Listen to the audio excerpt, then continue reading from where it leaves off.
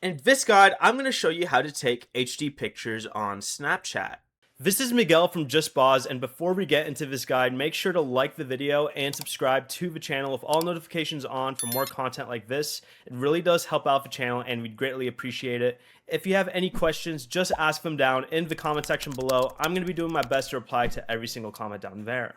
Begin by opening Snapchat and go to the camera screen, and you're going to see in the top right corner list of options that there's a HD button. It's pretty obvious, it says HD, but go ahead and tap on this and this will enable the HD pictures.